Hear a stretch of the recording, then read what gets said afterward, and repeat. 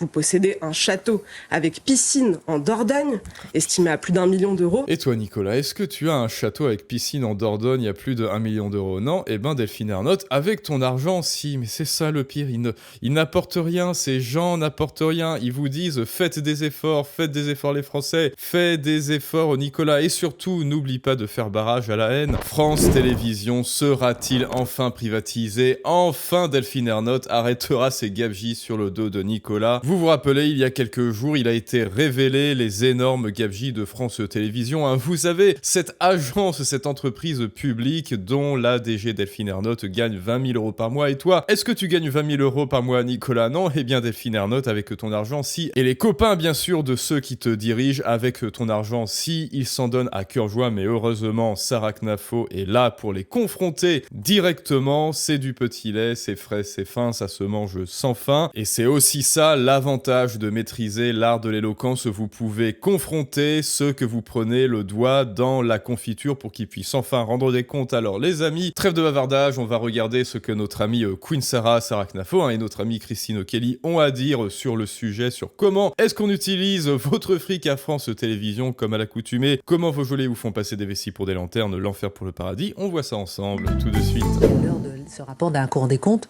10 ans plus tard, c'est vrai qu'on se pose des questions. C'est exactement ça. Et si vous me le permettez, chère Christine, j'aimerais, au nom, je crois, de millions de Français, lire une lettre que j'aimerais adresser à Madame Ernotte, parce que je suis sûre qu'elle vous écoute, qu'elle nous écoute ce soir. Donc j'aimerais vraiment lui faire passer un message, c'est l'occasion. Écoute bien Delphine Ernotte, hein, écoute bien sur une chaîne qui n'est pas financée par nos impôts et qui tient parce que peut-être, je dis bien peut-être que CNews tient parce que les Français aiment regarder CNews. Jamais l'occasion de la confronter ni de lui parler, donc j'aimerais, si vous me le permettez, pouvoir lui lire un message. On y va. Madame Ernotte, vous êtes arrivée à la tête de France Télévisions il y a 10 ans déjà. À peine arrivée, vous vous êtes entourée de militants socialistes. De Stéphane Sidbon-Gomez, ex-conseiller de Ségolène Royal, devenu numéro 2 de France Télévisions. Une orientation politique très à gauche qui n'a pas été sans conséquences. Vous avez commencé très fort en critiquant, je vous cite, une télévision de blancs de plus de 50 ans. Et vous vous êtes mise à couper des têtes tout de suite. Sauf que quand il y avait une télévision de blancs, de méchants mal blancs toxiques de plus de 50 ans, eh bien, le service public, enfin l'audiovisuel public marchait encore, il y avait encore un petit peu d'audimat. Alors comment ça se fait? Peut-être que au moins, même s'il y avait des méchants mal blancs toxiques de plus de 50 ans, eh bien, les gens regardaient. Peut-être que ces méchants mal blancs toxiques, tels que Julien Lepers, par exemple, à tout hasard, je pense qu'elle va le citer très certainement, eh bien, au moins ça marchait. Question pour un champion, ça marchait. Et c'était une excellente émission. Et ça n'est pas fini, même à l'heure actuelle, là, dans Fort Boyard. Notre ami Olivier qui présentait Fort Boyard, lui aussi, il était trop blanc pour la production, mince. Et oui, parce qu'il avait fêté ses 50 ans. Merde, tu es un blanc, là, tu viens de fêter tes 50 ans, et ben c'est bon, tu dégages en fait. Vous avez renvoyé David Pujadas, Julien Lepers, voilà. Patrick Sébastien, parce qu'ils étaient des hommes blancs de plus de 50 ans. Non, pas patoche. Le racisme systémique que vous critiquez à longueur de journée, c'est vous qui l'avez mis en place à France Télévisions. Madame Ernotte, je vous ai entendu attaquer CNews, que vous trouvez trop politisée. En vérité, dans notre pays, il n'y a pas de chaîne plus politisée que les vôtres, et je crois l'avoir prouvé. Les vraies chaînes d'opinion, ce sont celles de France Télévisions. Non mais oui, là c'est vraiment l'hôpital qui se fout de la charité. Alors CNews, oui, effectivement, oui, CNews, c'est une chaîne de politique. Bon alors, moi je ne regarde que sur Internet des extraits de CNews, bien sûr, mais à chaque fois qu'on me partage des émissions du service public, sommes-nous tous racistes? Est-ce que là c'est pas un peu politisé avec évidemment le neuz où on dit à l'autre, on l'exhorte à se mettre près du blanc en attirant bien son attention sur la chaise près du blanc, et puis pareil, là pour l'expérience avec les enfants, avec des marionnettes du pauvre petit blanc et de la marionnette noire Moussa qui a volé le pauvre petit pain au chocolat de la pauvre Vanessa qui est noire comme la suie et avec des lèvres rouges vifs. Enfin bref, tout cela c'est de la pure hypocrisie, c'est l'hôpital qui se fout de la charité. Évidemment que c'est France Télévisions qui est discriminante avec les méchants mal blancs de plus de 50 ans et les noirs qui sont représentés avec Moussa. Ce que vous faites, en réalité, et je pèse mes mots, c'est du détournement d'argent public. Vous détournez un service public financé par de l'argent public pour défendre des intérêts militants. Et les Français s'en sont aperçus. Bien sûr que les Français s'en sont aperçus, bien sûr que Nicolas sait qu'on lui pique son argent sur son super brut et même sur son brut pour qu'il puisse se faire humilier. En France, ça n'est que ça. Phase 1, on vous pique votre argent en vous disant que c'est bien, c'est pour votre bien, c'est pour vos services publics, c'est pour votre santé, c'est pour le bien et la gloire de l'humanité, alors que ça sert entre autres à financer des agences publiques et des gabegies, dont notamment France Télévisions, pour qu'ils puissent s'acheter 120 000 balles de petits fours. Et évidemment que tout ça, c'est une mafia organisée et qui est surtout légale. C'est ça le plus dramatique en France. Vous êtes obligés, vous êtes obligés, ce sont vos impôts, on vous oblige, on vous exhorte à payer une mafia qui est complètement légale et qui prend votre argent pour vous humilier. C'est pourquoi vous avez coulé. Et vous dire que vous devez absolument leur donner encore plus d'argent, mais qu'eux, ils n'ont pas du tout abaissé leurs dépenses et leur train de vie de millionnaire avec votre fric. Petit à petit les audiences et vous avez explosé les budgets en continuant d'appeler au secours celui que vous insultez tous les jours, le contribuable. Malgré ce trou dans la caisse, votre salaire et vos avantages en nature sont estimés à 400 000 euros par an. 400 000 euros par an, c'est plus que le directeur général de Framatome, leader mondial de l'énergie nucléaire. Là encore, une petite comparaison. Moi, on m'avait proposé, alors si j'allais au Canada, quand je travaillais dans l'industrie du cinéma, un salaire qui avoisinerait les 100K. Bon, après, moi, j'ai décidé de voler de mes propres ailes, mais là, 400K. Et en fait, c'était 100K, mais pour apporter de la valeur, pour une expertise, pour des compétences qui sont avérées et éprouvées. Mais elle, c'est 400K. 400K pour faire du brainwashing, pour faire du lavage de cerveau, pour faire de la propagande, pour faire de la politique et surtout pour ne rien, absolument rien, apporter aux contribuables. C'est génial, voilà, c'est génial. Vous voulez réussir dans la vie, léchez des bottes, des hauts fonctionnaires et puis faites-en vos copains, voilà, faites de la politique politicienne et c'est génial, vous gagnerez gros sur le dos de Nicolas et tout ça en ne faisant rien et en vous faisant passer pour les gentils. Super. Alors si encore, Madame Ernotte, vous construisiez comme lui des centrales nucléaires avec notre argent, mais pas du tout. Avec notre argent, vous financez, grâce à votre fondation, des ateliers pour des concours d'éloquence pour les migrants, de la lecture pour les demandeurs d'asile, votre comité d'entreprise... Attends, des concours d'éloquence pour les migrants, non mais...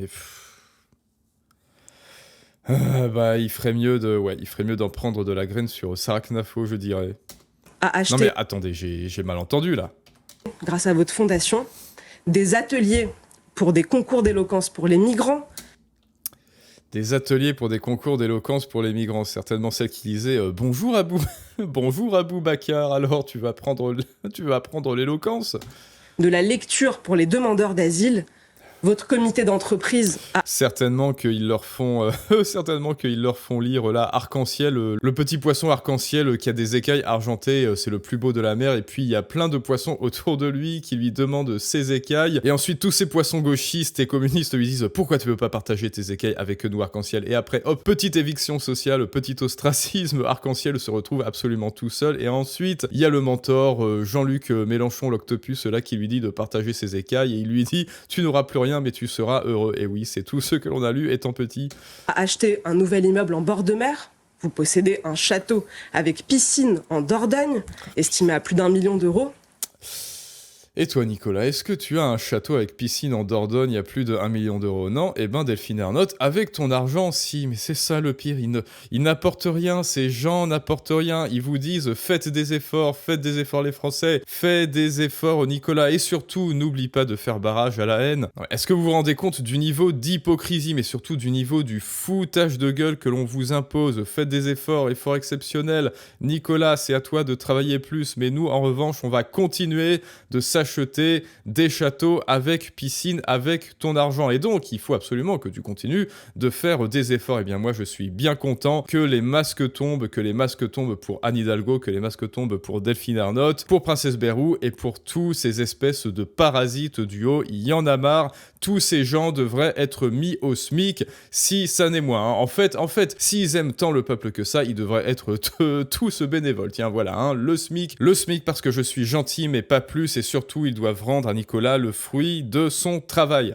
En Dordogne, estimé à plus d'1 million d'euros, votre deuxième mandat, Madame Ernotte, vous l'avez fini en garde à vue, pour prise illégale d'intérêt et détournement de fonds publics. Mais étonnamment, vous venez d'être reconduite à la tête de France Télévisions pour un troisième mandat. Mais en revanche, Sarkozy, bon alors voilà, je dis pas que je porte Sarkozy dans mon cœur, en fait je suis plutôt neutre à cette affaire, hein, franchement, mais objectivement, je crois que la condamnation de Sarkozy est beaucoup trop dure, là, 5 ans ferme, comme si ça allait lui apprendre quoi que ce soit, comme si ça allait changer quoi que ce soit, comme si ça n'était pas politisé, les tribunaux, bah oui, c'est trop tard, Jean Masturmin gauchiste, tu as dit que tout était politique, donc oui, les tribunaux aussi sont politiques, et donc là, vraiment, juste pour un crime de pensée par rapport au destin de Delphine Ernotte, qui, elle, ne fait pas de prison pour détournement de fonds publics parce que elle s'est avérée, elle s'est appliquée, elle c'est dans le réel comparativement à Sarkozy où ça n'était que de l'ordre de l'intention, eh bien elle est reconduite avec un salaire à 20 000 balles, et même 40 000 balles par mois, c'est ça, 40 000 balles par mois, avantage compris pour le service public pour France Télévisions, super. Certains disent que c'est en retardant la sortie du rapport de la Cour des comptes. D'autres encore que c'est grâce à l'intervention directe d'Alexis Kohler, qui a été donc secrétaire général à l'Élysée. Je n'ai pas la vérité, mais peut-être qu'un jour nous la connaîtrons. Bref, Madame Ernotte, j'en finis par là. Vous vouliez une télévision qui ressemble à la France, c'est une belle réussite. Votre télévision est aussi endettée, inefficace et insatiable d'argent public que notre État. Madame Ernotte, vous avez le droit d'être de gauche. Vous avez le droit de défendre nos idées. Mais pas de vos idées, mais pas avec notre argent. C'est comme je le dis toujours, hein, la gauche, ce sont les plus grands intolérants du monde. Dès lors que vous n'êtes pas d'accord avec eux, bon alors bien sûr, vous êtes des néo-nazis. Pourquoi vous êtes des néo-nazis? Pourquoi est-ce que eux, ils ont le droit de se comporter comme Pinochet? Pourquoi est-ce que eux, ils ont le droit de se comporter comme les plus grands nazis et les plus grands fascistes de l'histoire avec vous? Eh bien parce que ils vous traitent de fascistes, alors que nous, enfin moi, je vais parler en mon nom. Cela ne me dérange absolument pas que Delphine Ernotte propose des émissions de merde, mais pas avec mon pognon. Et puisqu'elle sera exposée aux lois du marché après la privatisation de France Télévisions, et bien voilà, elle mettra la clé sous la porte une semaine après et plus personne n'en parlera et tout le monde s'en foutra, c'est tout. Vous avez parfaitement le droit de vouloir vous couper le sgeg en passant sous le billard, mais pas avec mon argent. Vous avez parfaitement le droit de faire ce que vous voulez, mais pas avec mon fric, c'est tout. La liberté s'arrête là où commence la mienne, les amis, et c'est ça la vraie liberté, et c'est ça la véritable tolérance. Alors Delphine Ernotte, prends-en de la graine. Faites-le, créez une chaîne, militez avec votre argent. Nous ne voulons plus payer pour cela. J'en finis par là, nous ne voulons même pas transformer l'audiovisuel public de gauche en un audiovisuel public de droite. Nous voulons privatiser l'audiovisuel. Privatiser.